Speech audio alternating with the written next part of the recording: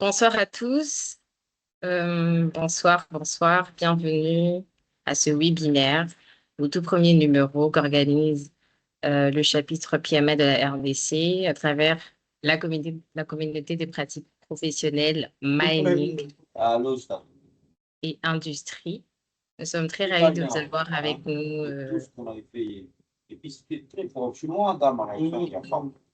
Ah,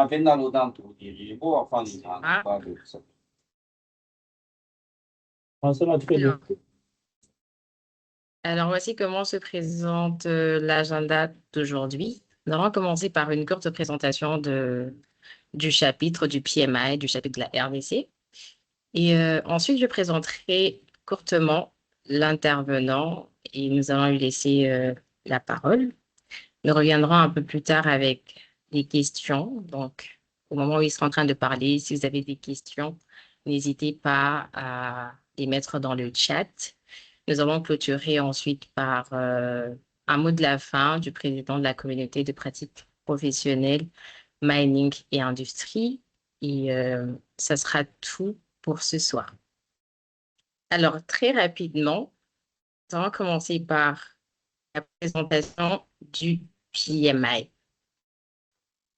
Le PMI est tout simplement le Project Management Institute, qui est la plus grande organisation mondiale dédiée à la gestion de projets.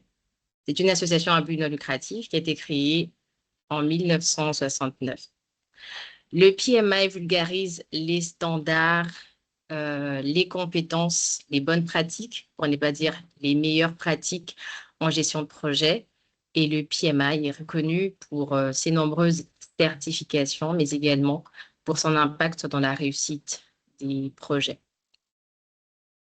Parlons des certifications, nous distinguons 4 catégories des certifications au niveau du PMI. Nous avons la première catégorie en orange, tout au-dessus. Cette catégorie demande tout au plus 3 années d'expérience. Et parmi les certifications, la plus reconnue est le CAPM, qui est idéal pour les étudiants, mais également pour les professionnels en début de carrière, donc les jeunes professionnels en début de carrière en gestion de projet. Nous avons la deuxième catégorie qui demande minimum 3 années d'expérience.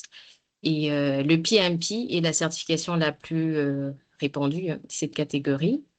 Nous avons les certifications, on va dire, dans le sens des spécialisations en violet. Et nous avons la dernière catégorie qui demande au minimum 8 années d'expérience. Là, nous avons le PGMP et le PFMP. La communauté PMI à travers le monde compte un peu plus de 700 000 membres et est représentée dans plus de 200 pays et territoires. Et on compte à ce jour plus de 300 chapitres. Alors, il faudra savoir qu'un chapitre est tout simplement la représentation locale du PMI dans un pays, dans un territoire. Et toujours dans le monde aujourd'hui, nous comptons plus d'1 million des certifiés. Et vous pouvez le remarquer sur la présentation qu'on est à 1,7 million des certifiés PMP sur 1,9 million des certifiés dans le monde. Le PMI compte plus de 14 000 volontaires et plus de 200 organisations multinationales. Où se trouve le PMI? Le PMI se trouve au Newtown Square, aux États-Unis, et il compte 7 régions. Le PMI considère ces régions un peu comme des continents. Et nous avons la région de l'Amérique du Nord, l'Amérique latine, l'Afrique subsaharienne, où nous nous trouvons. Alors, partout, vous voyez le logo du PMI, tout simplement pour dire qu'il y a un chapitre dans ce pays. Et nous comptons plus de 20 chapitres aujourd'hui, un chapitre en formation et 7 qui sont proposés, donc en cours. Et en Afrique, nous avons un peu plus de 23 000 membres PMI. Mais concrètement, qui est PMI? PMI, c'est moi, étudiante, professionnelle, une organisation que je peux former. PMI, c'est vous, un collègue de service, un supérieur, un collègue, un camarade de classe. PMI, c'est nous. PMI, c'est cette communauté d'étudiants, cette communauté des professionnels. Alors que vous soyez étudiant, que vous soyez professionnel ou aspirant, débutant, qui que vous soyez, il y a de la place pour vous au PMI et vous êtes le bienvenu. Alors, comment adhérer en tant que membre? Pour adhérer en tant que membre, vous pouvez visiter le site web du PMI, pmi.org. Alors, pour ce qui est de l'adhésion en tant que membre, pour la première année, euh, l'adhésion s'élève à 126 $ et pour les années suivantes à 116 $.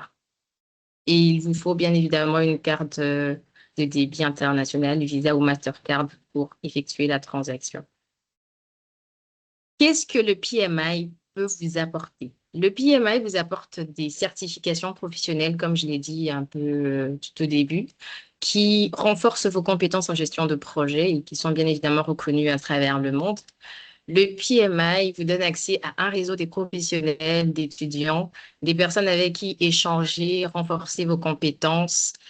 Et le PMI vous donne également accès à des ressources, donc des ouvrages de référence, des abonnements, des webinaires, un peu comme celui-ci, sans oublier l'intelligence artificielle du PMI qui est Infinity. Le PMI vous permet également des réductions, surtout pour les membres, des réductions à des conférences, des réductions à des formations ou à certaines ressources. Le PMI vous permet également d'acquérir ou d'avoir de l'expérience à travers le volontariat, mais également des ateliers. Et enfin, le PMI vous donne de la crédibilité et de la reconnaissance au niveau des organisations et des professionnels. Parlons de notre communauté de la RDC. Tout à l'heure, je l'ai dit, un chapitre, tout simplement, la représentation du PMI dans un pays, dans un territoire. Et le chapitre de la RDC a vu le jour en 2017 et compte aujourd'hui 312 membres, mais également 15 partenaires dans 2 institutions académiques et 4 structures publiques.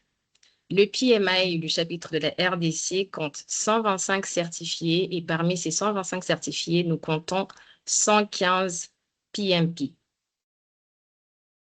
Vous souhaitez nous suivre pour ne rien manquer de nos actualités, vous pouvez simplement nous suivre. Nous sommes sur Facebook, LinkedIn, X, YouTube. Vous pouvez juste nous joindre en tapant chapitre PMI RDC.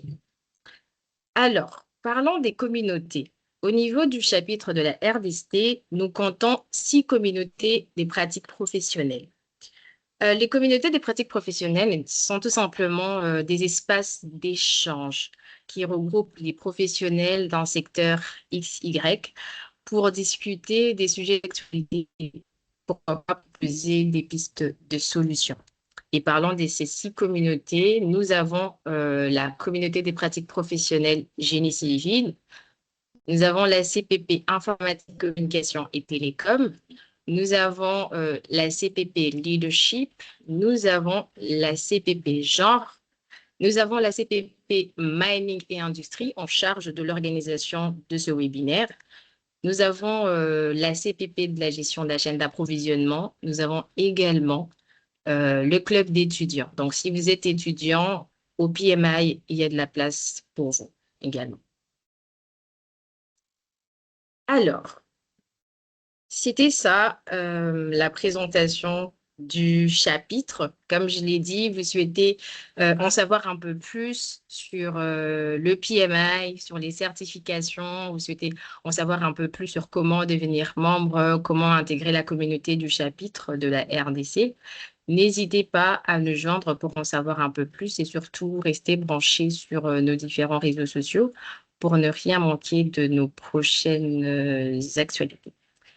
Alors, Aujourd'hui, nous allons parler du partage d'expériences dans les projets miniers, bien dans les projets à succès, bien évidemment.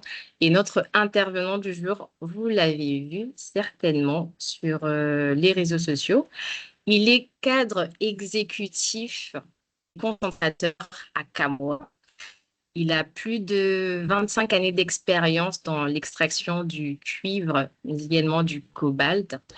Il est aussi chairman et cofondateur de Douce Family, j'espère l'avoir bien prononcé, et qui fait simplement de la manufacture des papiers hygiéniques à Colombie à travers des papiers de récupération. Alors, parlant de ses spécialisations, Monsieur Dodo, notre intervenant du jour, il est métallurgiste de formation à l'UNILOU, mais également spécialiste dans les démarrages des usines et également l'évaluation et montage des usines à CAPEX, à petit CAPEX. Voilà un peu courtement la présentation de notre intervenant du jour. Alors, sans plus tarder, je vais saluer Monsieur Dodo. Bonsoir, Monsieur Dodo. Bonsoir Marianne, bonsoir tout le monde, content de vous voir en ligne. En tout cas, nous sommes très ravis de vous avoir avec nous ce soir et surtout, merci d'avoir accepté notre invitation. Merci, le plaisir est partagé. Alors, Monsieur Dodo, c'est à vous la parole. Alors, j'espère que tout le monde m'entend bien. Bonsoir, rebonsoir. Euh, Ce soir, on va parler, on va discuter entre amis, on va juste échanger. Ça ne sera pas très long, mais on aimerait aussi vous écouter. Ça sera le but de ce soir. Nous avons juste une petite présentation de 4 5 slides à vous présenter. Ce n'est pas aussi compliqué. Alors, next slide.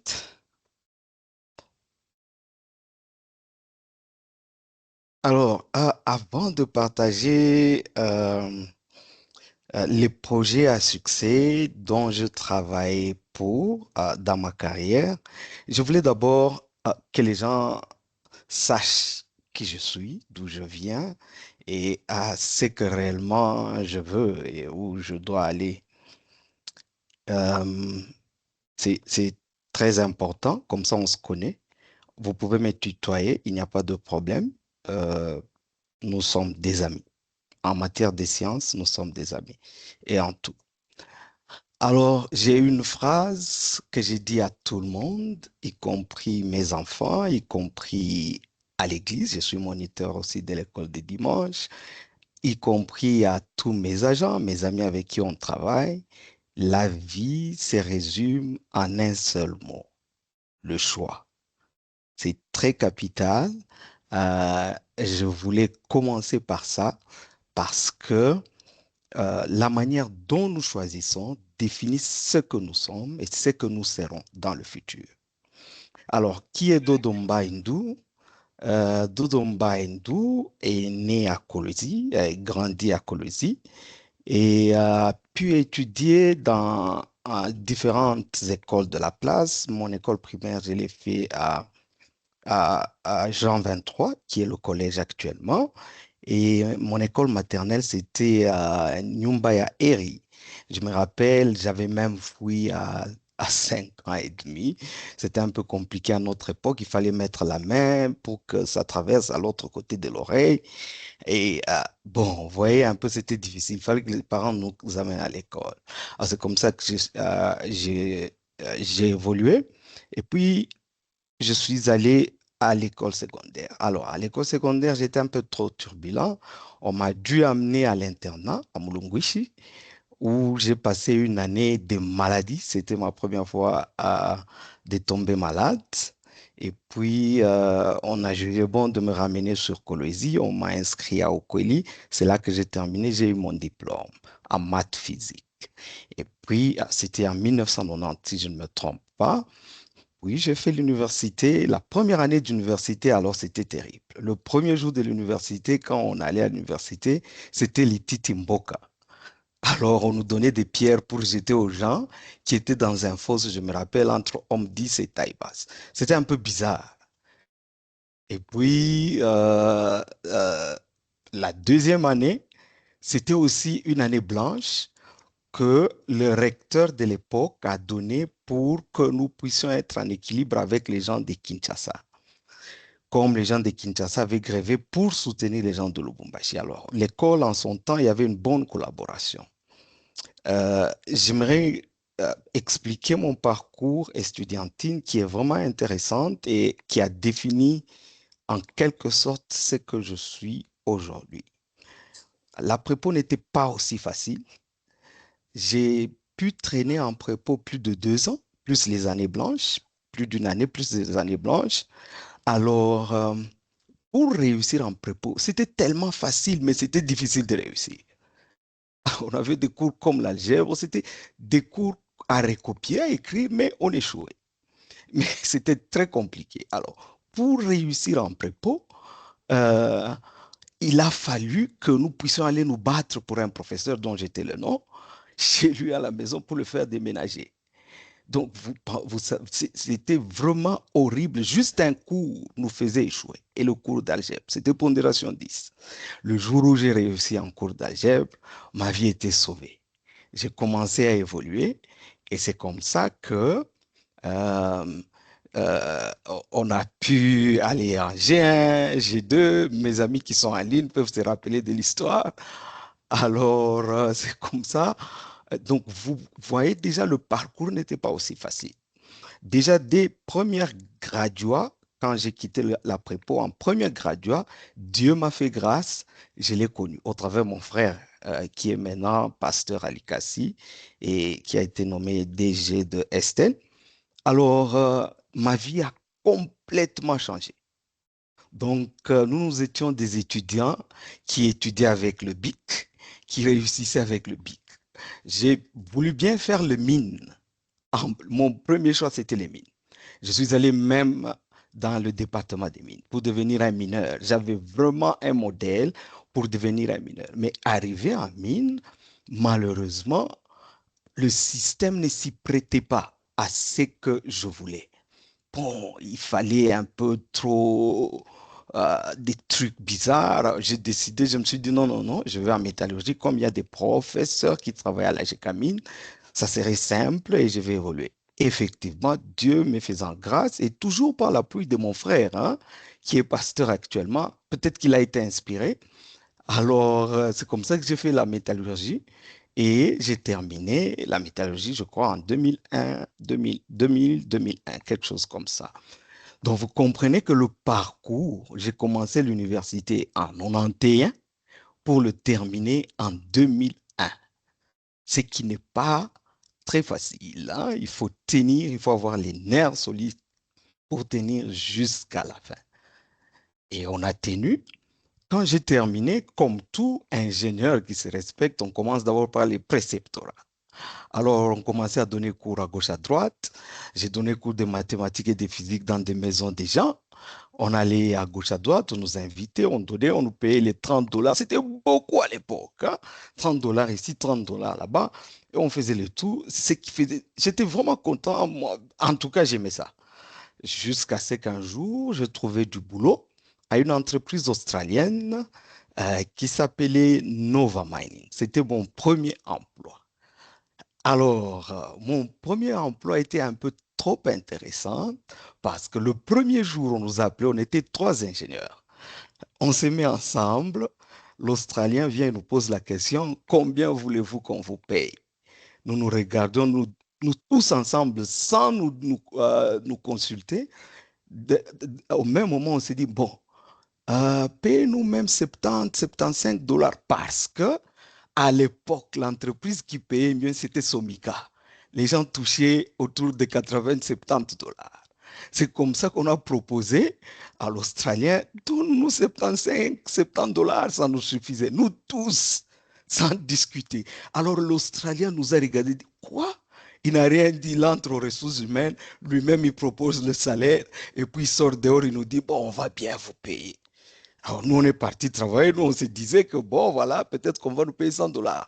À la fin du mois, notre salaire, c'était 350 dollars. C'était like, wow! Alors, c'était intéressant. C'est comme ça que mon premier emploi, ça signifie quoi? Ça signifie que chaque ingénieur ou celui qui termine les études ou celui qui cherche l'emploi ne connaît pas encore sa valeur. La plupart, si vous avez, si vous pouvez fermer vos micros si vous ne parlez pas, please. La plupart de nous tous, nous ne connaissons pas notre valeur. La valeur doit nous être définie par celui qui nous appelle. Très important à retenir. Et c'est ce que j'ai appris à Nova Mining. C'est ce que je voulais partager ici. Ma valeur a été définie par quelqu'un d'autre. Quoique, j'ai commencé comme shift boss, on nous appelait shift supervisor, et 2 ans, 3 ans après, les Australiens se sont intéressés à moi. J'étais assidu, je faisais bien mon boulot, et il y avait le manager qui était mon chef qui est parti au Maroc. On était obligé de me mettre à sa place. Et c'est comme ça qu'à Nova, on nous paye très bien. Nova, on nous paye bien. Un manager pouvait être en son temps. Le manager touchait entre 1500 et 2000 dollars. Et j'étais très, très bien et avec tous les avantages possibles. Alors, c'est comme ça que j'ai évolué à Nova Mining. Donc, sans connaître ma valeur, et tout ne faisait qu'augmenter, définir la valeur par quelqu'un d'autre. J'y reviendrai. C'est comme ça, un jour, bon, on travaillait à Nova, ainsi de suite. Celui qui était mon chef est parti. Il m'a aussi demandé, il y avait des projets, des gens qui voulaient faire des projets. Alors, comme c'était dans le four, c'est la pyrométallurgie, mon vieux m'a dit, non, non, allons, je vois que tu es assidu, allons faire le projet d'un blanc dont j'étais le nom. Allons, on part à une usine, une ancienne usine au niveau de quartier industriel à Lubumbashi. Alors, on nous présente un four là de fonte en son ancienneté. On nous dit, il faut modifier pour que ça produise le cuivre. Le cuivre était bon marché. On se met, on prend les mesures, on regarde, on rentre, on regarde des nuits blanches et on propose la modification du four. On fait notre travail. Moi, j'étais à la machine, je tape, j'écris, je fais tout comme jeune. Le vieux me dictait, je faisais tout. Et c'est comme ça que j'ai appris. Alors, j'ai pris, on a pris, on est parti, on dépose au monsieur pour lui dire, voilà, le projet nous appelle. Ah, OK, vous avez évalué à combien? On a évalué tout, on lui a dit, maintenant, combien je dois vous payer? On se regarde avec mon vieux, on s'était déjà consulté. Mon vieux dit non, euh, le prix d'une tonne de cuivre. En son temps, le prix d'une tonne de cuivre, c'était 8 000 dollars, si je ne me trompe pas. 7 500, 8 000 dollars. On dit le prix d'une tonne de cuivre. Et le blanc nous regarde, il met la main dans le tiroir, il tire 25 000 dollars, il nous donne, il dit ça c'est 50%, je vous paye, l'autre 50 quand vous finirez de monter le four. Ça signifie encore que même ce que nous faisons, nous ne savons même pas évaluer. Donc, vous voyez, c'est un peu le parcours que j'ai appris. C'est sur cette note-là dont j'ai quitté TFM et dont j'ai quitté Nova plutôt. Donc, j'ai appris 2 choses à Nova. J'ai appris que je ne sais pas m'évaluer et que je ne sais même pas évaluer ce que je fais. Je pense que je le fais à ma manière pendant que ça peut être très bon, mais je sous-estime ce que je fais. Et la plupart des gens sont ainsi. La plupart des ingénieurs sont ainsi. La plupart des jeunes qui terminent ne se connaissent même pas. Cherchant l'emploi, c'est sous-estimant leur propre valeur. Alors, je continue. Alors, à TFM, un ami, un frère avec qui on priait, il est maintenant à KCC. Il me dit, non, on prend un TFM. Je dis, ah, moi, je n'ai pas envie de quitter Nova. Il me dit, donne quand même ton CV. Je donne mon CV. Par hasard, on m'appelle. J'arrive là-bas, je fais l'interview avec les GM. Il était intéressé à moi. Il me prend. Je n'ai pas fait de demande d'emploi. Je vous dis, jusqu'à ce jour, je ne me suis jamais mis pour dire demande d'emploi à l'entreprise telle, je cherche le boulot. Non, on m'appelle, Dieu s'arrange de sa façon, on m'appelle pour les opportunités. Et on m'appelle, c'est comme ça qu'on m'a pris. À TFM, on a commencé en formation, on était 21 ingénieurs. On est parti aux États-Unis pour la formation. Arrivé aux États-Unis, un de nous a fui. Et c'était très intéressant parce que j'étais parmi les responsables de groupe, moi et un ami, Jules. Alors là, on a amené des vieux messieurs à Bacos, les FBI. C'est ma première fois de voir les gens des FBI qui me mettent dans une salle là-bas, qui répètent une question 10 fois. On te pose la même question 10 fois. Je commence à pleurer parce que j'ai déjà donné la réponse. Ah oui, j'étais tellement terrorisé. On devrait découvrir le monsieur est parti où. Alors nous tous, moi de mon côté, j'ai pleuré. Je ne savais pas que mon ami aussi de son côté, il pleurait. On n'était pas soumis. On n'était pas aussi appris à être soumis à des pressions aussi intenses en tant que responsable. C'est quelque chose qui nous a beaucoup appris. Alors, ces gens-là nous ont secoués, je vous dis. Ils sont venus de Washington. Nous, on était à Phoenix. Alors, on nous questionnait, on nous a mis, non, c'est toi qui étais le responsable. Pourquoi? Alors, c'était comme, on savait là où il était. On leur a dit, allez l'arrêter. Mais il y a beaucoup de lois, c'était compliqué pour qu'on puisse aller l'arrêter. C'est comme ça que euh, j'ai eu un peu mal des États-Unis. Les gens me demandent pourquoi je n'aime pas trop l'Amérique. J'aime bien, mais bon, ça m'avait un peu stressé. Quoique je suis rentré pour la deuxième fois à Vermont, c'était horrible. Il faisait tellement froid, moins 20 degrés, j'ai failli même tomber malade. Je suis tombé même malade. Alors, l'expérience des États-Unis n'est pas aussi trop intéressante. J'aime bien, j'ai passé peut-être 8 mois aux États-Unis, plus 2 mois là au nord, seul. Alors, je n'ai pas beaucoup d'expérience parce que c'était un peu trop stressant. Mais TFM m'a presque donné 60% de ma connaissance actuelle. En termes de safety, j'ai appris à TFM. J'ai appris aux États-Unis. Et jusqu'à présent, ces séquelles de safety restent encore en moi. Pas seulement ça. TFM m'a donné beaucoup d'opportunités. Je suis allé en Australie. J'ai voyagé presque dans tous les 4 continents avec TFM. Hein. Comme je suis allé en Ouganda avec un avion seul, comme expert, à KCC pour voir l'usine de cobalt. TFM m'a donné beaucoup d'opportunités. Alors, je suis reconnaissant à Freeport McMoran qui m'a vraiment donné ces opportunités-là. Alors, c'est ainsi qu'à TFM, on m'a donné la responsabilité quand on est rentré pour démarrer l'usine de TFM. Euh, J'étais nommé superintendant de l'usine, cuivre. Alors, on a démarré, le démarrage n'était pas facile. Hein. Le commissioning, c'était la première fois en dehors de four, la première fois de démarrer une usine hydrométallurgique. Avec les Américains, il y avait un noir, un Américain, un noir, un blanc, un noir. C'est comme ça qu'on a fait. Et là, c'était un peu trop stressant pendant plus de 6 mois. Je me rappelle, avec mon ami Jules, on faisait l'un la nuit pendant 3 mois et l'un le jour pendant 3 mois. C'est comme ça qu'on a démarré TFM. Et c'était ça notre commissioning. Donc on a veillé, on ne dormait pas. Des fois, tu peux rentrer à la chambre, ton ami t'appelle mon cher. Ici, ça ne va pas, je ne retrouve pas ceci, tel va. Tu es obligé de rentrer soutenir ton ami. Donc, on passait même des journées sans dormir.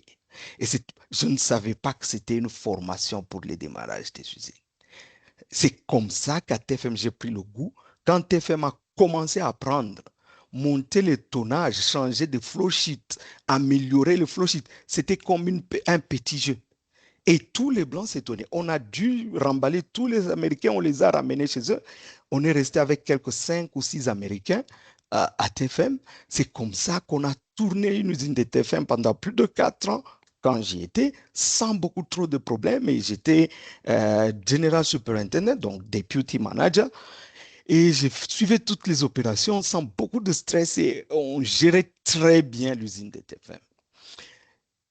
Dieu a fait encore grâce. Celui qui était le GM à TFM est parti. Il s'est retrouvé à Glencore.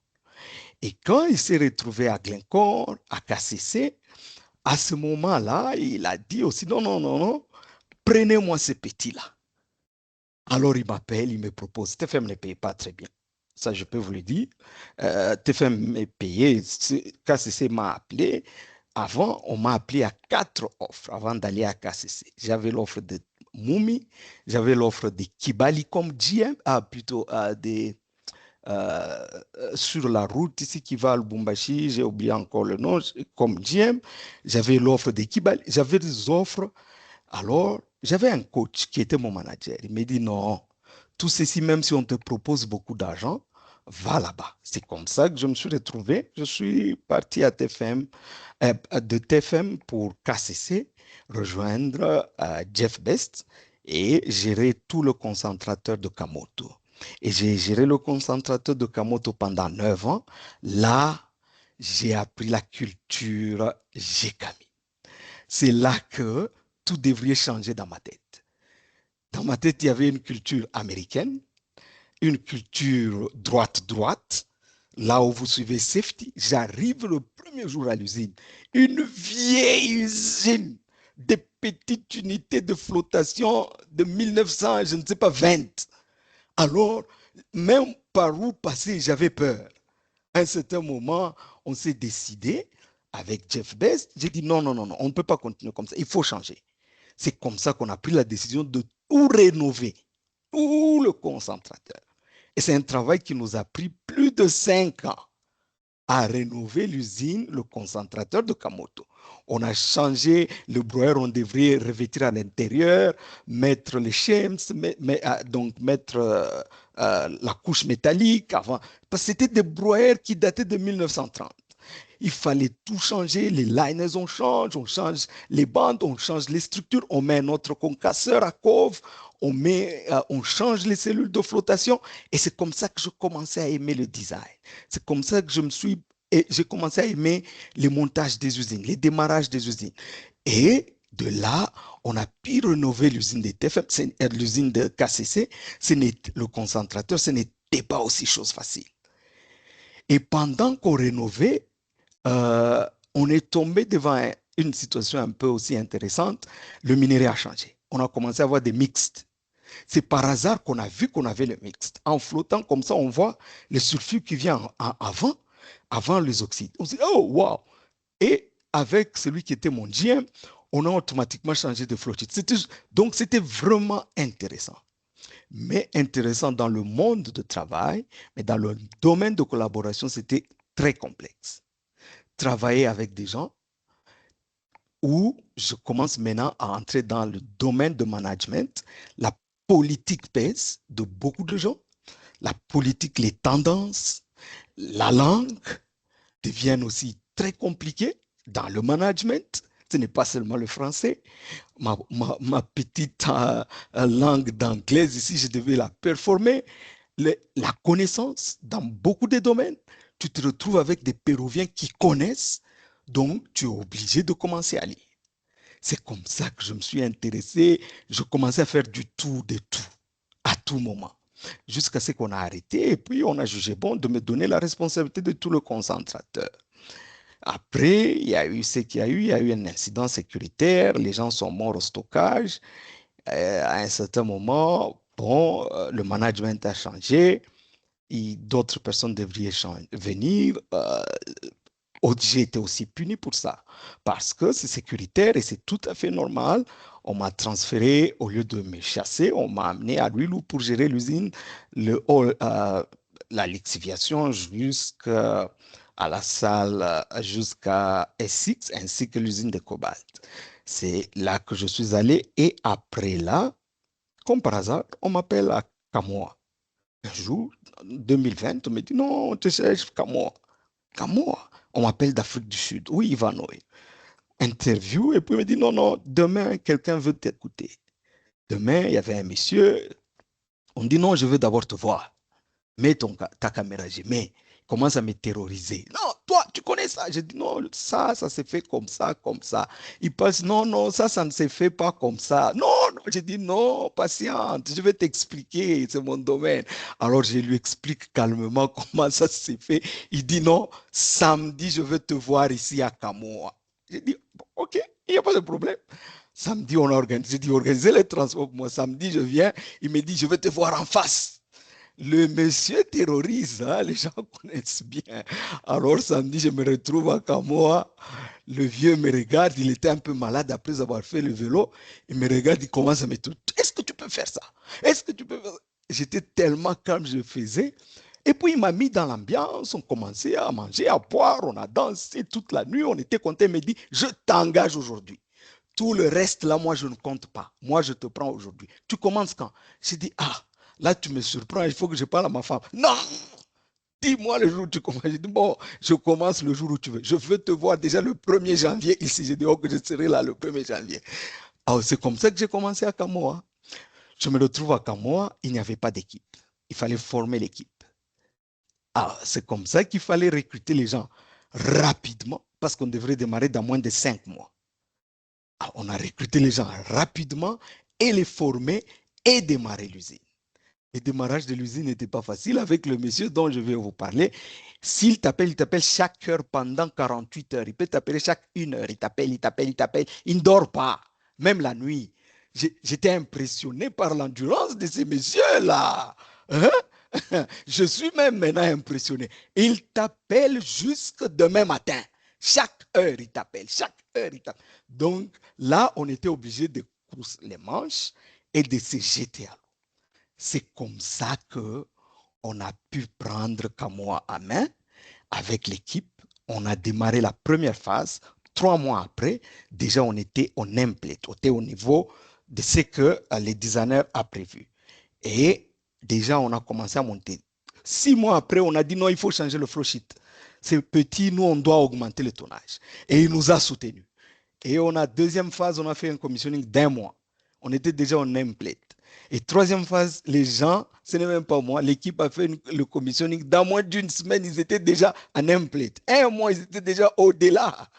Donc, c'est devenu comme un jeu. Les gens voient ça comme un jeu, mais ça demande beaucoup de préparation en deçà.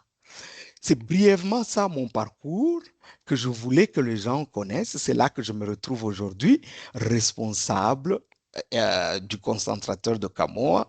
Je suis exécutif au concentrateur, de tout le concentrateur Kamoa. Je siège dans le conseil d'administration de Kamoa, dans le conseil exécutif de Kamoa. Donc, c'est un peu moi. J'ai mes perspectives de futur que je voulais échanger avec vous. Euh, je veux revenir ça à la fin. Je veux on puisse aller au next slide pour que vous voyez ce que je viens de vous parler, d'où ça vient. Donc, dans tout mon parcours, dans ce qui me concerne, dans tout mon parcours, alors j'ai appris 4 choses très importantes quand tu veux travailler avec ton équipe. C'est vrai, tu peux avoir un plan, vous pouvez avoir un projet. Il faut savoir recruter les gens. Savoir recruter les gens, c'est savoir recruter les gens qui sont plus intelligents que toi. J'ai eu la chance de travailler avec des gens qui sont plus intelligents que moi. En tout cas, c'est ce qui fait ma réussite. Les gens me demandent pourquoi. Je dis non, moi j'ai choisi les gens plus intelligents que moi. Quand je fais l'interview, je sens que celui-ci est comme moi. C'est à peine que je puisse le prendre, même dans le domaine où je veux le prendre. Je veux qu'il soit meilleur que moi. Et ce sont les gens-là que je prends. Et c'est comme ça qu'on a positionné des jeunes gens et des gens très brillants tels que les docteurs Jacques Bongo, Yon et les autres. On les a glatis, on les a recrutés de telle sorte que là, on a vu que ces gens sont des savants. Ils sont intelligents que moi. Je n'ai pas besoin de fournir des efforts dans un domaine. Je n'ai qu'à leur demander, mon cher, fais-moi un peu ça. Je sais qu'il va le faire mieux que moi. Donc, je recrute les gens plus intelligents que moi. Où qu'on m'amènera, c'est tout ce que j'ai fait. Même à KCC, c'était la même chose. Et puis, pas seulement ça. Une stratégie, il faut l'avoir. La stratégie, c'est quoi? En termes simples, quand tu travailles, il faut savoir mettre ce qu'on appelle en anglais le milestone. Tel que le mot le définit, il n'y a pas beaucoup de complications à entrer dans la littérature. Tu dois mettre les jalons partout. C'est ça même la stratégie. Quand tu places les jalons sous ta route, c'est ça ta stratégie. Tu n'as pas besoin à chercher midi à 14 heures, non. Mais les milestones, tu dois mettre les repères. C'est ça les milestones. Les Anglais, quand il fait un miles, il met un point, il met un bâtonnet. C'est ça le milestone. Ainsi de suite, les repères. Donc, quand tu as le repère, tu as déjà une stratégie. C'est tout ce qui m'aidait. Plus tard, j'ai commencé à comprendre. C'est maintenant, quand j'ai fait des cours, dernièrement, il y a 2 ans, que j'ai commencé à comprendre. Mais ces choses, je les avais en moi. C'est comme ça que j'ai pu même réunir cette présentation. Et puis, quatrièmement, il faut avoir un bon leadership. L'année passée et l'autre année, j'ai payé moi personnellement, ce n'est même pas l'entreprise, les cours de coaching. Je me suis dit non, je dois être aussi coach. J'ai payé en Afrique du Sud, à Stellenbosch, il y a une dame là, on m'a donné un coach, un mentor. Pendant 2 ans, j'ai payé plus de 3 000 $ juste pour être coaché. Et j'ai appris beaucoup de choses. Et je veux vous résumer le leadership dans ce que j'ai appris. Next slide. Alors, le, le, le leadership, s'il faut le dire en termes simples, euh, c'est quand tu es un responsable, tu dois offrir d'abord, premièrement, la stabilité aux gens que tu travailles avec, aux gens que tu recrutes. Tu dois aussi offrir un changement. Les gens veulent le changement. Les gens ne veulent pas le statu quo. C'est ça le problème. Quand vous tournez tout le temps, vous tournez une usine à 600 tonnes à l'heure, 600 tonnes à l'heure, ça devient boring. Les gens se fatiguent. Les gens veulent un peu se challenger. Il faut offrir cela aux gens. Il faut leur donner l'opportunité de pouvoir aller loin, de pouvoir exceller. Et c'est comme ça que on arrive à faire ces challenges. On donne ces changements au flowsheet, ces changements de ceci. C'est justement pour que les gens ne s'ennuient pas. Et un leader doit se confiner et savoir comment changer telle chose, comment changer telle chose. Et aussi, il faut être attentionné. Un bon leader, c'est celui qui est vraiment attentionné à son équipe. Tu dois garder l'œil à ton équipe. Aussi, tu dois aussi faire avec passion ce que tu fais. Bon, j'ai mis ça, être connecté. Tu dois être connecté avec ton équipe. J'ai mis un mot love, je l'ai mis parce que ma fille m'avait fait une remarque. Quand on a démarré notre entreprise familiale, 12 familles, alors un jour, quand on a commencé la production, j'ai essayé de pousser ma fille, tout le monde, hein, au-delà de leurs limites. J'ai senti que ma fille voulait craquer, alors elle pleurait, elle me dit non, tu le fais, c'est bien, mais tu ne le fais pas avec amour.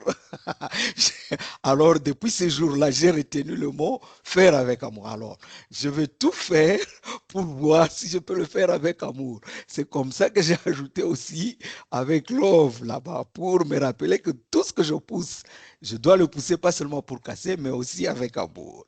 Et aussi, il faut pousser les gens, les secouer, les pousser au-delà de leurs limites.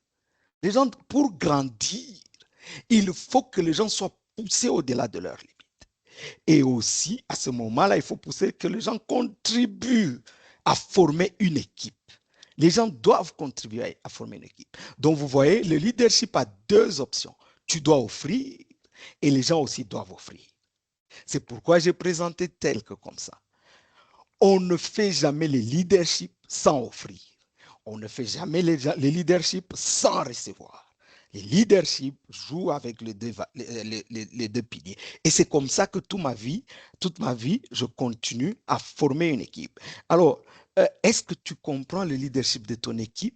Tu comprends le leadership de tes agents? C'est une question que je nous ai posée, nous tous. Comment tu fais le leadership avec ton équipe? Comment tu fais le leadership avec tous tes agents? Next slide. Et puis, next slide. Next slide, c'est tellement simple. Non, non, on peut rentrer l'autre. Alors, ici, c'est tellement simple. C'est la formation qui m'a permis d'être ce que je suis. Je me forme tous les jours. L'année passée, j'ai croqué 2 modules de mécanique quantique. Donc aujourd'hui, là, si vous me posez une question en mécanique quantique, je suis expert. Je peux vous le dire. D'ailleurs, je suis en train de blaguer avec quelqu'un de mes collègues qui sont mes amis que bientôt, là, je vais faire la bombe atomique. Donc, tellement la mécanique quantique, c'est tellement complexe. Je suis arrivé à un certain moment où ça me fait peur même moi-même. Donc, cette année, j'ai choisi aussi autre chose. Chaque année, je dois me cultiver. Je dois faire un module, je dois étudier quelque chose de complexe. C'est ça le self-transformation. Tu ne dois pas rester statu quo, garder seulement ce que tu connais, pensant que c'est ce qui va changer le monde. Non, tu te trompes. Il faut que tu puisses faire self-transformation. Et puis, il faut aussi apprendre les autres. Comment connaître les autres? Tu dois connaître aussi les autres. Et aussi, en d'autres, il faut comprendre ton environnement. Beaucoup de gens cherchent de l'emploi, mais ils ne connaissent pas de l'environnement. Ils disent seulement à Colosi, il y a du boulot. Ils viennent à Colosi. Il faut connaître le milieu. Il faut connaître les DRC. Il faut connaître l'Afrique du Sud. Il faut connaître le Canada. Avant, tu dois comprendre l'environnement où je veux aller et comment. L'environnement où je veux aller travailler et comment. Ce qui m'a poussé à venir à Camoa, en réalité, c'est l'environnement. Quand je parlais avec le DG, c'est vrai qu'il était dur. J'ai compris que ce monsieur peut me pousser à aller loin. Et puis, le cadre familial. Donc, l'environnement m'a attiré. Donc, quelque part, l'environnement joue. Et puis, il faut toujours être en quête de solutions innovantes. Quelqu'un qui n'innove pas, non, non, tu n'as pas ta place dans ce monde. Next slide, le dernier slide. Et puis maintenant, je peux conclure. Le dernier slide, c'est un slide tellement simple. J'appelle ça, s'il y a des gens, des collègues avec qui on a partagé le team building à la fin de l'année passée, c'est eux qui ont donné le sujet, mais ça m'a beaucoup captivé. Alors, ça me fait réfléchir ces derniers temps. En réalité, tout ce qui reste dans l'homme, ce sont ses valeurs. Un homme, qui que tu sois, tu as quelque chose qui te préserve. Et là, quand on touche, ça te fait mal. Il faut avoir des valeurs. Préserve-les. Par exemple, si tu es chrétien spirituel, maintiens ta spiritualité. Si tu es intègre, loyal, maintiens tes valeurs. Tout le monde doit avoir ce à quoi il tient. J'appelle ça les capacités pour pouvoir bien manipuler le futur. Le futur est tellement dynamique, hein, on ne sait pas avec le AI qui vient, est-ce que l'homme trouvera-t-il de l'emploi, l'homme cherchera quoi? Mais je crois, quand nous maintenons nos valeurs, tu as une vision, c'est à quoi, c'est que tu veux devenir dans la vie, c'est ça la vision, c'est que tu veux devenir dans la vie. Et la mission, c'est ce que tu veux accomplir, c'est tout, le sens de la vie. Et puis maintenant, qu'est-ce qui reste en toi? Si tout passait, qu'est-ce qui reste en toi? Ce sont ça les valeurs. Ce sont ces choses qui te permettent à gérer le futur. Si tu les as, ça signifie que tu dois aller loin, quelles que soient tes conditions actuelles.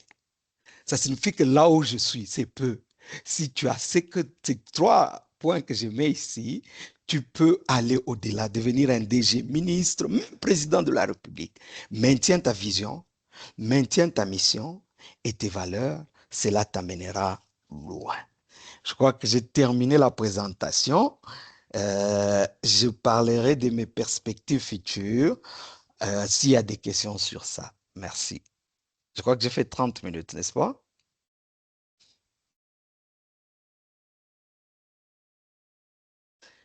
Alors, merci beaucoup, Monsieur Dodo. Euh, je l'ai dit dans le chat, si vous avez des questions, n'hésitez pas. Marianne, je On pense que va ton très rapide. micro, il est coupé. Là, vous m'entendez? Oui, là, on t'entend. Je disais que si vous avez des questions, n'hésitez pas à les mettre dans les chats. Donc, nous allons passer à la séance questions-réponses. Nous avons déjà une question dans le chat de Monsieur Armand Mouteb. Monsieur Armand Mouteb nous dit ceci. Comment assurez-vous une coordination efficace entre les équipes multidisciplinaires sur site, surtout dans des contextes à forte pression opérationnelle?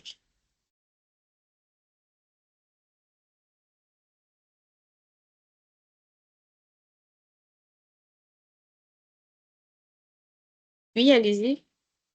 OK, merci.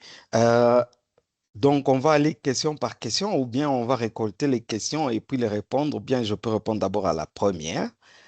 Comme ça, si c'est possible de récolter ensemble quelques questions, même cinq, et puis on peut évoluer. Je crois que ça peut être rapide. Mais en ce qui concerne la coordination, Ouais. j'ai des managers.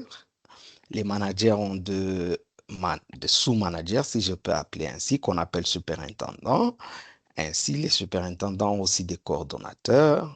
Les coordonnateurs, ils ont d'abord des superintendants juniors et puis des coordonnateurs. Après le coordonnateur, il y a des superviseurs à chaque section.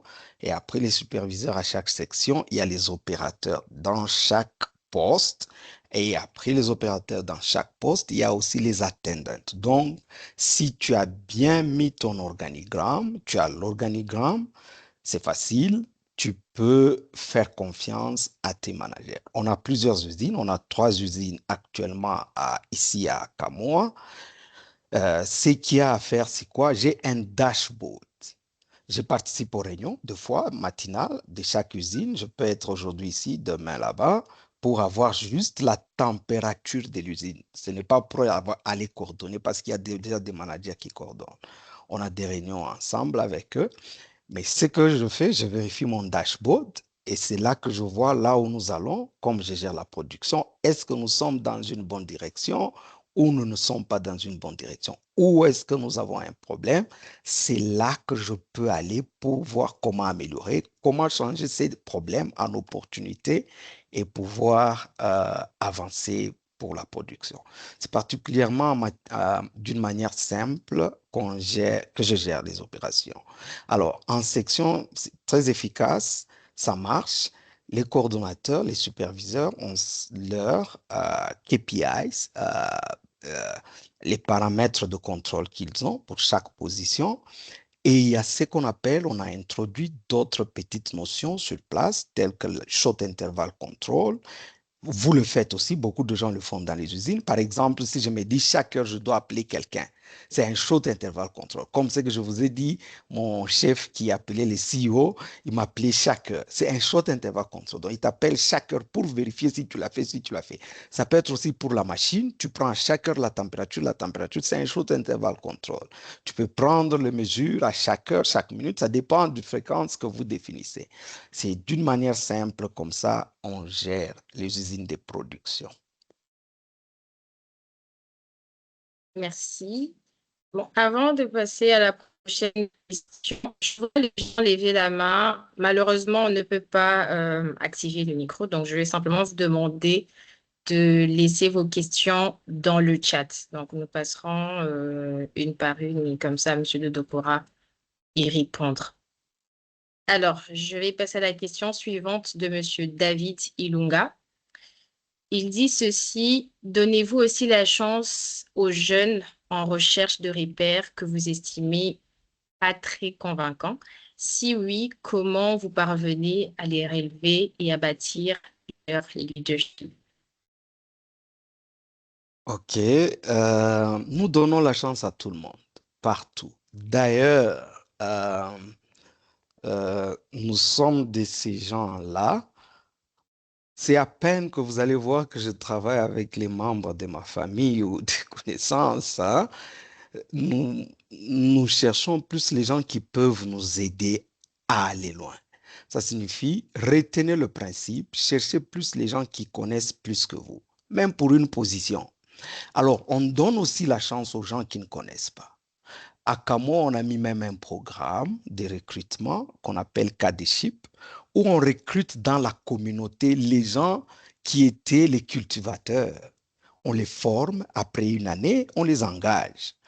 On recrute aussi les gens comme tous travaux, même les gens qui ne viennent, mais si on voit quand même du point de vue discipline, leadership, il en a, on le prend. Il n'y a pas de problème, on donne l'opportunité à tout le monde. Et partout où nous passons, c'est de cette façon-là qu'on le fait. Oui. Merci. Il y a Monsieur Jésus et Lolo. Il rebondit sur la question de Monsieur David en disant qu'actuellement, il est en stage professionnel à Camoa et il espère bientôt commencer sa carrière professionnelle. Et pendant ce temps, il travaille sur deux projets. Donc, un projet visant à éliminer le problème de la goulotte de décharge et un guide destiné à aider les étudiants, car beaucoup d'entre eux n'arrivent pas à intégrer l'entreprise. Alors, il a commencé à préparer ce guide pour apporter sa contribution à l'entreprise, mais il ne sait pas encore où le déposer afin qu'il soit évalué et éventuellement amélioré. Alors, comme il est à Kamoa, il peut donner à n'importe qui à Kamoa, on peut m'atteindre. Ce n'est pas aussi compliqué. Et puis, mes bureaux sont ouverts. J'ai deux bureaux, parce que les usines sont vraiment séparées à 16 kilomètres. Donc, les secrétaires peuvent lui adresser mon bureau, il n'y a pas de problème. On ne refuse rien du tout. Toute amélioration, on accepte, même sur la route, même sur WhatsApp, même LinkedIn, on accepte tout. D'accord. Alors, la prochaine question, elle est de Monsieur Jean-Claude Akilimali. Euh, et il dit qu'il est très fier de vous. Et il demande alors, il dit ceci de Noah Mining à Kamoa. En un mot, comment vous définissez votre parcours? Merci beaucoup, mon frère. Celui-ci, c'est un frère et ami, un combattant. Il connaît les souffrances de l'école dont je vous ai parlé. Il est le témoin à qui je te salue. Euh, à qui, en un mot, euh, dans la vie, on pense que tout peut se faire avec un bâton magique, mais on s'y trompe. Euh, Ce n'est pas seulement l'intelligence qui compte, je ne suis pas le plus intelligent, euh, mais c'est l'endurance aussi. Il faut développer certaines capacités qui nous permettent de nous maintenir, même vers le... C'est pourquoi qui fait beaucoup de sport, chaque jour il fait 7 kilomètres. Je crois que c'est l'endurance. Gardons cette attitude-là. Le parcours de Nova à Kamoa, j'ai été endurant. Ça, je peux vous le dire. Je les ai expliqués, vous avez vu comme si c'était simple, mais c'est de l'endurance du point de vue professionnel. Mais du point de vue ce que j'ai gagné, j'en ai gagné beaucoup, ce qui a fait de moi ce que je suis. Le monde professionnel a changé ma façon de voir le monde et même ma façon de vivre. C'est quelque chose de très positif qu'il faut considérer. Merci, mon frère. D'accord. Next question. Alors, nous avons la question de Monsieur Leban, Monsieur Leban Mounyungu. Il dit ceci, en regardant votre carrière, quelle décision ou quel tournant a le plus contribué à vous amener à votre poste actuel?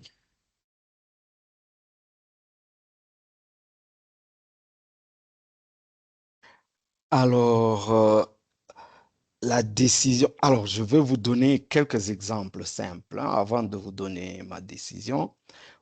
J'ai pleuré une fois dans ma carrière, c'est quand j'ai quitté TFM pour aller à KCC. Je ne voulais jamais quitter TFM. TFM me payait moins. Le salaire qu'on m'a donné à KCC était 3 fois plus que ce qu'on m'a donné à TFM. Mais je ne voulais pas quitter. Le jour où j'ai déposé ma démission, ma femme était venue même pour dire au revoir parce qu'à TFM, on a permis de me dire au revoir. Ma famille devrait être là. Je me suis enfermé dans la chambre. J'ai pleuré toute la nuit. Je ne voulais pas. C'était ma première fois de prendre une décision de démissionner.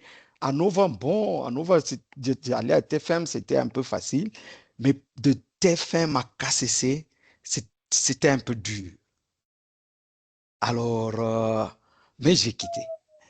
Et puis, quand j'étais à KCC, j'ai eu l'offre de Kibali. Je devais aller être Site Operation Manager. Je suis allé même à Kibali. J'ai fait 2 semaines à Kibali. Ma femme ne voulait pas. Alors, et puis d'un coup, ma femme, tellement qu'elle ne voulait pas, elle a même poussé mon chef de KCC, c'était un blanc, de m'appeler, les négociations. Et puis, je suis rentré, j'ai démissionné, j'ai laissé Kibali.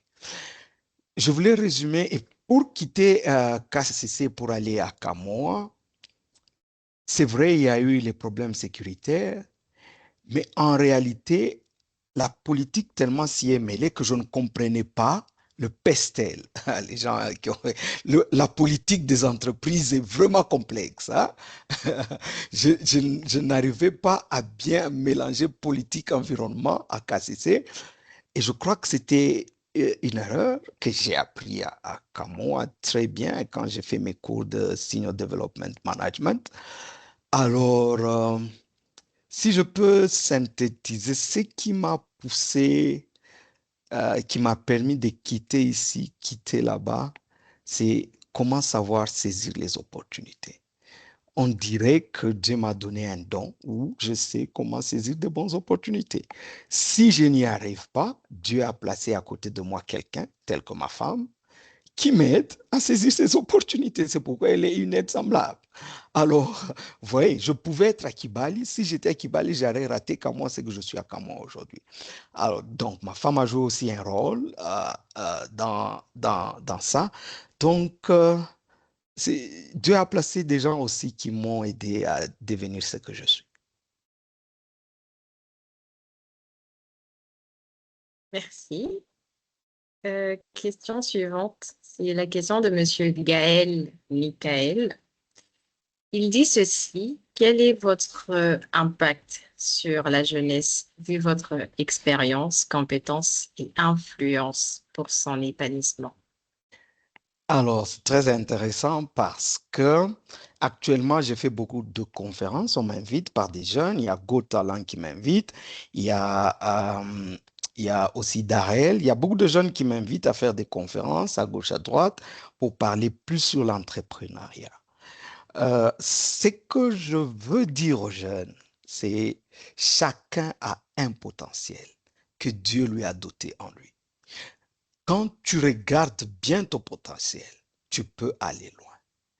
La plupart des gens, nous diminuons. Actuellement, qu'est-ce qui se passe? Je m'excuse.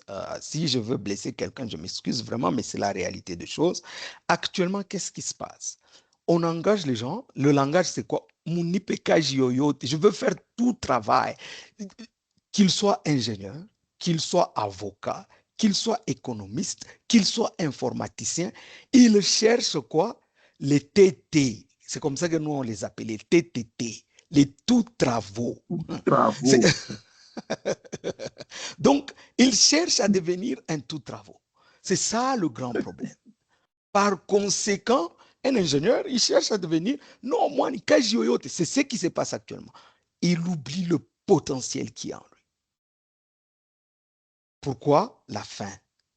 Ce que je veux conseiller à nos jeunes actuellement, euh, quelqu'un a dit, et c'est dans un livre et dans un film aussi, qui cherche, trouve. Si tu cherches, tu trouveras en toi une solution. Continue à chercher, bats-toi avec ton intelligence, mets un petit truc, fais quelque chose, ça va marcher un jour.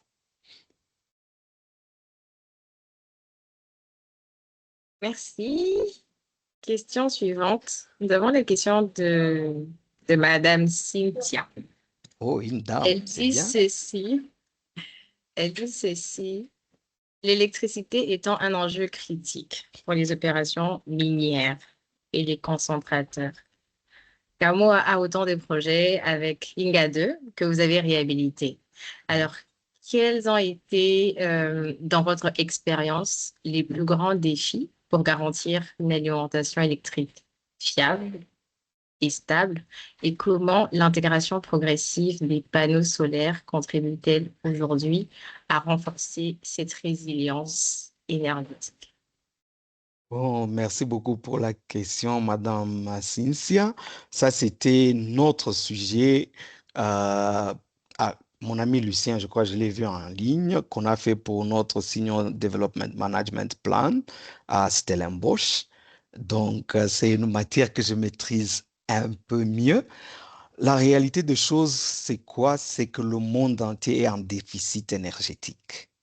La guerre qui se passe aujourd'hui entre l'Ukraine et Israël, c'est une guerre de l'énergie. Ça va? L'énergie, le pétrole, c'est de l'énergie. S'il faut revenir au Congo, les mining naissent tous les jours. il y a prolifération des mining. Conséquence, le courant ne s'ensuit pas et il y a vétusté de l'équipement. C'est comme ça qu'on s'est retrouvé avec Inga qui avait quelques modules qui sont devenus vieux et certains mining commencent à les réhabiliter, tels que Glencore a réhabilité avec KCC quelques modules. Kamoa aussi a réhabilité un module au niveau de Inga et on a réhabilité aussi le barrage de Madingusha. Malgré cela, ce n'est pas suffisant. L'énergie, c'est une guerre mondiale. Par conséquent, tout le monde se fie, on rentre vers les panneaux. C'est un modèle qu'on a proposé. S'il faut parler seulement de Kamoa, le modèle qu'on a proposé à Kamoa, c'est vrai, on évolue avec ce qu'on fait à Inga, avec Madingwisha, qui nous donne 110 MW, 105, à 210 ou 205 MW. Au-dessus de ça, on doit faire l'importation de courant de la Zambie, Mozambique, de l'Afrique australe. On importe. Toutes les entreprises ici importent. Nous importons à peu près 100 mégawatts chaque jour. Chris peut me le confirmer. Alors, ce courant, nous importons pour suppléer à ce que nous avons.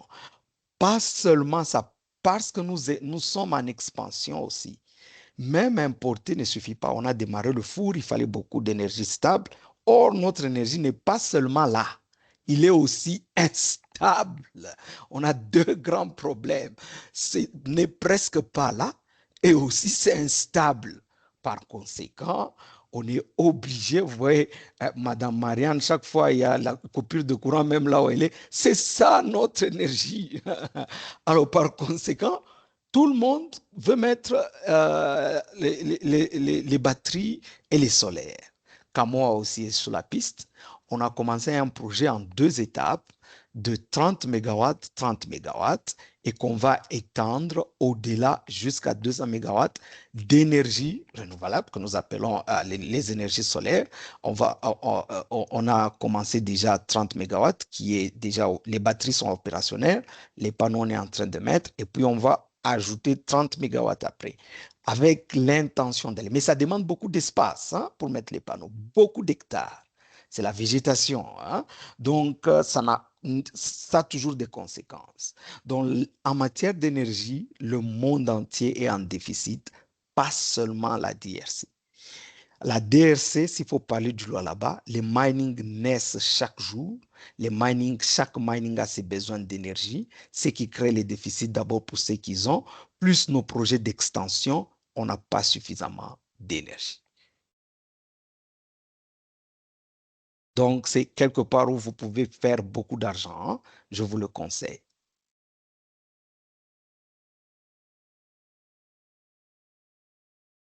Micro est coupé, maman Marianne. Oh, désolée. Merci, j'espère que Madame Cynthia a trouvé satisfaction à sa question.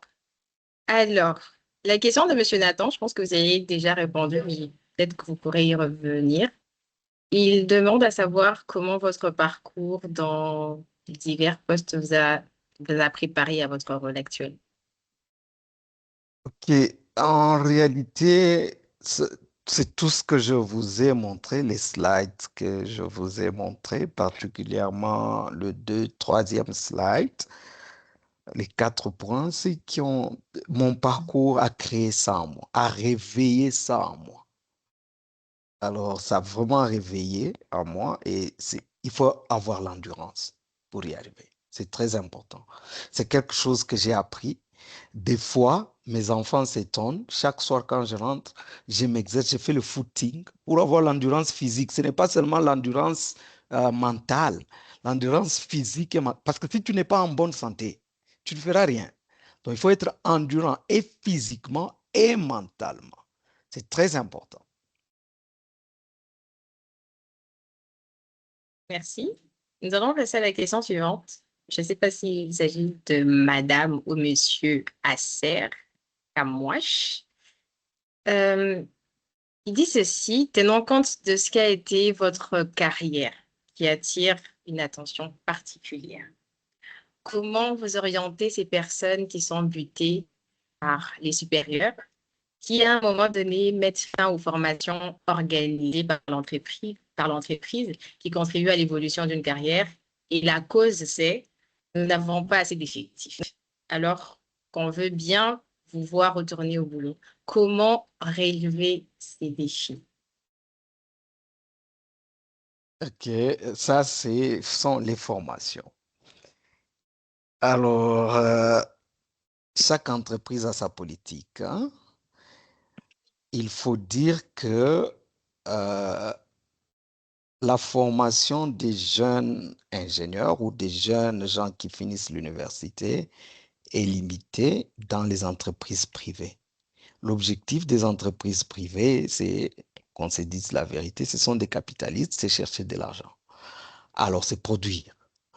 Alors, former les gens, on ne refuse pas, on forme les gens, mais vous voyez, c'est avec les mêmes personnes à qui on a déjà alloué certaines tâches. Ça signifie, même s'il faut leur donner les gens encadrés, on ne peut pas leur donner plus de 3, 5, 10 personnes parce qu'ils ne vont même pas faire ce que nous leur demandons. Donc, notre objectif primaire n'est pas de former les gens, c'est d'abord de produire. On forme les gens dans la mesure du possible. Alors, si les places ne sont pas limitées, je conseillerais aussi de tenter à d'autres entreprises chinoises, d'autres entreprises d'à côté, même si la formation n'est pas optimum, mais c'est toujours une formation qui compte et que tu peux mettre dans un CV. Merci. Alors, je tiens juste à rappeler qu'il nous reste moins de 20 minutes. Nous sommes déjà en train de chuter. La question suivante, elle est de monsieur ou madame Balabal. Elle dit ceci, si le cercle culturel d'ingénieurs vous invite pour une conférence, pouvez-vous nous accorder cette chance? Et si oui, comment faire? Comment le faire? Je suis membre de Onicif et mon numéro, je crois, c'est 923 ou 24, si je ne me trompe pas. Et je suis vraiment disposé à le faire et Madame Marianne peut vous donner mes coordonnées. Il n'y a pas de problème. D'accord. Je partagerai les coordonnées avant la fin du webinaire. Nous avons une autre question de Madame Bénédicte qui dit ceci. Que conseillerez-vous à un jeune qui est vers la fin de sa maîtrise en mineral processing extractive? OK. Woo! Ex- Extractive Metallurgy. Yeah, métallurgie, un peu comme vous l'avez dit, au Canada, mais qui a hâte de mettre en valeur ses connaissances pour les entreprises du pays, mais qui entend les partenaires de son projet de recherche lui dire quand t'as pas formé pour aller travailler ailleurs, mais pour être utile aux résolutions des problèmes d'entreprise au Canada. Alors, mon cher ami, je suis aussi mineral processing, métallurgiste aussi. Euh, Je vous ai dit, si vous avez vu ma première slide, j'ai dit, il y a une phrase que j'ai mis la première phrase, j'ai dit, la vie se résume en un seul mot, le choix. Si vous n'arrivez, votre vie, c'est ça vous-même qui choisissez. Ce n'est pas quelqu'un qui vous dit ce que vous devriez faire. Si vous voulez acquérir beaucoup de champs d'horizon, tentez beaucoup d'autres expériences. Tentez de travailler aussi en dehors du Canada. C'est vrai, le Canada offre beaucoup d'opportunités, mais je crois qu'en matière de cuivre et de cobalt, la DRC reste presque incontournable. Vous allez être surpris d'apprendre d'autres connaissances dans le mineral processing au Congo. Même pour une formation de 3 mois, ça sera intéressant pour vous. D'accord. Je vais prendre deux dernières questions avant de passer la parole à Monsieur Chris. Alors, nous avons la question de Monsieur Ig- Igor, Igor, je ne sais pas si j'ai bien prononcé son nom. Il dit ceci, en tant que leader, quelle politique vous adoptez pour les nouveaux diplômés, sachant que les systèmes éducatifs se dégradent, néanmoins qu'il y a quelques-uns qui sortent du lot. Alors, ça, c'est une matière à réflexion pour nous tous. Que faire de l'éducation de nos enfants ou de la jeunesse actuellement, de l'avenir de notre jeunesse? C'est une question très capitale. C'est vrai que l'éducation se dégrade au Congo. Néanmoins, un de mes collègues m'a dit quelque chose qui est un peu frappant, que nous, les routiniers du monde minier, nous pouvons aussi aider à donner les connaissances à des instituts universitaires. Et un collègue m'a dit qu'il a jugé la connaissance entre deux instituts. Une institution qui considère un peu moindre, mais les jeunes qui sortent de là semblent très assidus et intelligents comparés à d'autres. Et la simple raison, parce que les autres sont tout près des mining et les gens qui encadrent cette petite institution sont les professionnels du monde minier. Je crois c'est une question de réflexion, voir dans quelle mesure possible. Nous aussi, on a été formés par des gens, c'était des professeurs d'université, mais qui étaient aussi des routiniers de mining, qui travaillaient à la GECAMINE à son époque. Donc, c'est un schéma, je crois, qu'il faut considérer pour relever le niveau d'éducation de nos jeunes gens. D'accord, je prends la question de monsieur Christian. Il dit ceci, quelle est votre vision de l'intégration de l'intelligence artificielle dans les concentrateurs miniers, notamment pour l'optimisation en temps réel des paramètres de voyage, de flotation et de récupération métallurgique? Alors, l'intelligence artificielle, bon, enfin, je ne sais pas ce que vous appelez intelligence artificielle. On a beaucoup de choses qu'on a introduites au concentrateur. On a des jeunes gens savants ici. Ils ont introduit beaucoup de programmes, beaucoup de contrôles. On a par exemple le Flow Star, on a par exemple, on a mis le Advanced Process Control. C'est un programme qui gère l'usine automatiquement. Et on a le SCADA, tout le monde, je crois, dans toutes les entreprises, les gens ont SCADA. Et on a le data monitoring. Alors, on peut gérer l'usine même au bureau, même sous le téléphone, même à la maison.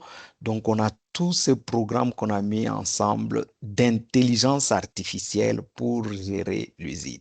Mais néanmoins, ne comptez pas seulement sur l'intelligence artificielle, parce que même ces programmes, ça nécessite que quelqu'un puisse faire le update, ça nécessite que quelqu'un puisse revoir les paramètres qui changent à tout moment, le minerai qui change, les choses qui changent. Donc, la place de l'homme est presque incontournable. Ce sont les valeurs que vous devriez protéger, la place de l'homme dans l'industrie minière. Merci. Je crois avoir répondu à la question. S'il me faut conclure, si je peux avoir une minute pour conclure, Oui, allez-y, je vous prie. alors, mes perspectives de futur. Alors, j'ai toujours un souci. Les gens qui me côtoient, les gens avec qui je partage, les gens avec qui on va au boulot au même moment, j'ai quelques soucis que je veux partager ici avec nos amis, beaucoup. Ce sont des soucis de réflexion. Pourquoi pas ne pas avoir un mining propre au Congolais, designé depuis géologie, mine, exploration partout, usine, on produit, on vend, chaîne de production, rien que tout, on design, on met tout pour le Congolais. Que d'attendre que ça nous vienne de la Belgique, que ça nous vienne de l'Afrique du Sud, que ça nous vienne de l'Australie. On a les têtes. Qu'est-ce qu'il faut pour avoir une intelligence congolaise qui nous permet d'avoir un modèle, une usine propre à nous les Congolais? Je rêve de ça. Ça, c'est mon premier point. Mon deuxième point, pourquoi ne pas avoir une connaissance de tout? La métallurgie, par exemple, où vous appliquez la même métallurgie partout, en une minute, ça dégage tout. Par exemple, pas en une minute, j'exagère. Dieu, il est Dieu, hein, il a mis tout dans la terre. S'il doit les extraire, il les extrait tout au même moment. donc sans la différence, même à 100%. Donc, ça signifie qu'il y a une intelligence quelque part qui peut nous aider à mettre une connaissance, une formule de tout, qui peut nous aider à développer une intelligence, comme vous avez dit, l'intelligence artificielle, qui peut gérer une métallurgie de tout. C'est quelque chose que je rêve. Et pourquoi ne pas pousser le Congo à conquérir le monde entier? Le Congo a tout. Le Congo, le sous-sol du Congo est estimé à beaucoup de milliards. Le sous-sol du Congo est envié par tout le monde. Mais regardez, nous tous ici réunis dans ce forum, si on se mettait main dans la main, on peut faire de ce Congo peut-être le merveille du futur, hein? Je crois qu'il nous faut commencer à penser à révolutionner le monde. Le Congo doit être le modèle qui révolutionne le monde. Ce sont des choses que je rêve. Je veux vraiment que vous puissiez réfléchir. Avec cette guerre, tous les réserves se trouvent sur le Congo. Ils viendront prendre le cuivre ici pour fabriquer encore les armes. Ils viendront prendre du cobalt pour fabriquer les avions. Ils viendront prendre du coltan pour fabriquer les supersoniques et tout. Tout se trouve ici. Qu'est-ce que nous nous faisons de ça? On doit se poser cette question. At the end of the day. C'était ça ma conclusion. Merci. Merci beaucoup, Monsieur Dodo. Merci pour votre intervention et surtout merci pour votre temps. Alors, très rapidement, je vais laisser la parole à Monsieur Chris pour un mot de la fin.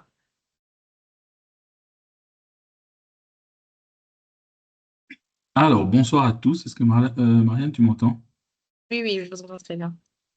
D'accord. Alors, bonsoir à tous. Merci de vous être connectés ce soir, d'avoir pris le temps de participer à ce webinaire, ce séminaire en ligne, qui est le premier de la communauté de pratique professionnelle mines et industrie du Project Management Institute, chapitre RDC. Ça a été un plaisir de recevoir aujourd'hui M.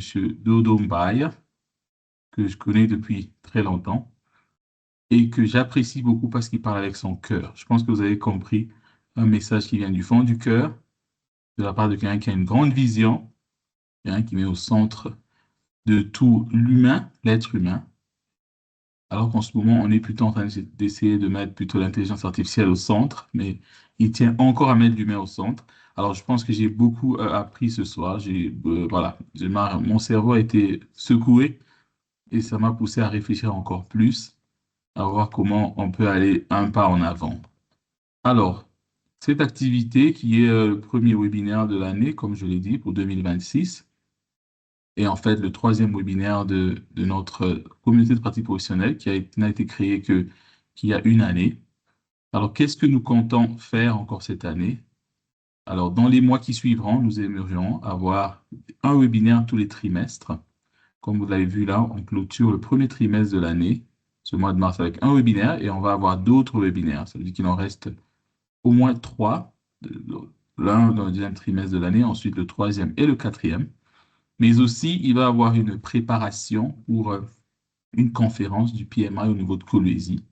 Je vous dis déjà que les équipes sont en train de travailler, les équipes sont à pied d'œuvre pour pouvoir organiser une conférence à Coloésie, c'est dans le Grand Katanga, et cette information sera communiquée quand on sera prêt afin que vous puissiez participer. Nous vous mettrons au courant des invités. Nous allons avoir des invités de marque, comme vous l'avez entendu aujourd'hui. Nous avons eu un invité de marque avec beaucoup d'expérience et beaucoup de choses à partager avec tout le monde.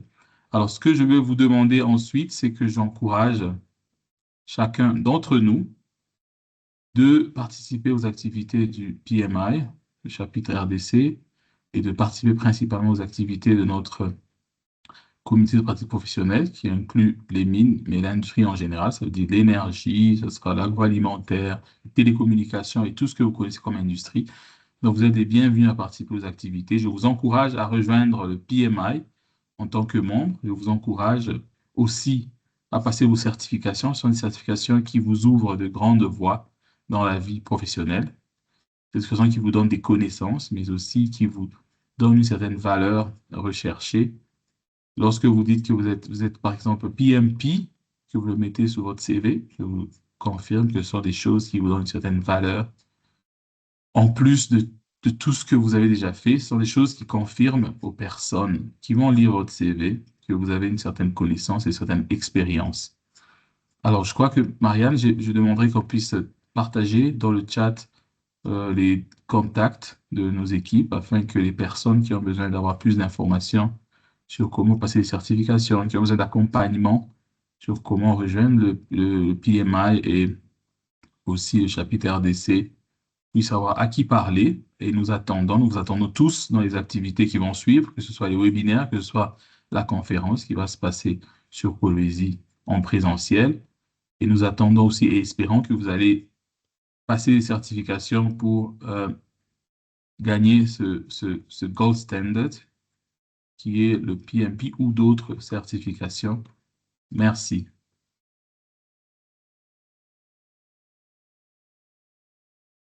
Merci beaucoup. Merci à tous pour votre participation. Nous tendons déjà vers la fin. Mais je tiens quand même à préciser un élément important. J'ai envoyé les coordonnées je vous ai transféré les coordonnées de Monsieur Dodo dans le chat. Une mention importante, c'est que ne l'appelez pas, s'il vous plaît. Écrivez-lui simplement. Vous pouvez le retrouver sur LinkedIn et vous avez également son contact. Donc, si vous avez besoin de joindre, laissez-lui simplement un message et il prendra soin de vous répondre. Alors, malheureusement, nous n'avons pas pu prendre toutes les questions, mais voilà, vous avez le contact de l'intervenant. Donc, vous pouvez toutefois le contacter, lui écrire, et ce sera ça. Et pour ce qui est du PMI, comme M. Chris l'a dit, ce n'est pas la dernière activité. Nous prévoyons tenir beaucoup, alors énormément d'activités pour cette année 2026. Restez simplement connectés, branchés sur nos réseaux sociaux. Nous sommes presque partout, hein. Sur LinkedIn, nous sommes sur YouTube, nous sommes sur Facebook, nous avons même une chaîne WhatsApp. Il suffit simplement de taper chapitre PMI RDC pour nous retrouver et ne rien manquer de nos actualités. Alors, ce sera tout. Ce sera tout pour nous ce soir. Merci encore une fois de plus et merci à Monsieur Dodo pour sa disponibilité. Au plaisir de vous revoir prochainement. Merci. Le plaisir est partagé. Merci. Merci à tout le monde. Bye. Merci, au revoir. Merci, au revoir. Au revoir. Merci. Merci, au revoir. Au revoir. Merci. Au revoir. Merci, au merci, au revoir. revoir. Merci, au revoir.